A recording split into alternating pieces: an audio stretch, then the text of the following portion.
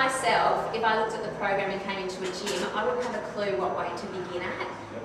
Is there a way we can figure that out easily, or what intensity should we be training at? I know weight's going to be different for each person's strength.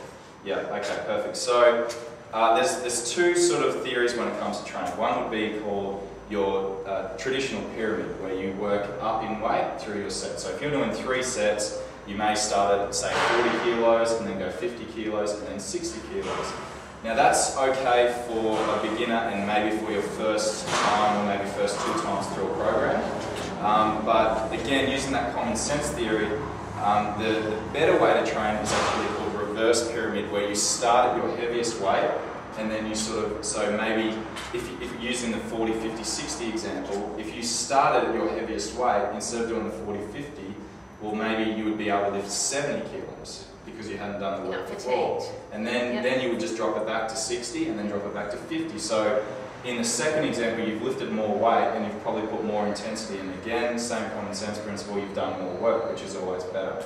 I would suggest for a pure beginner, just fill out the machine and then put a little bit of weight on and then a little bit more weight on through the set. So use the traditional pyramid maybe the first 2 times, and then you should have some idea of what you're capable of lifting.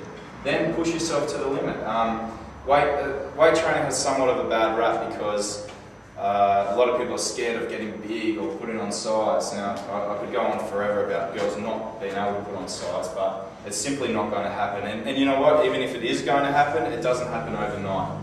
So you have to train hard. Don't use getting big as an excuse. I find a lot of girls use that as an excuse to not train hard.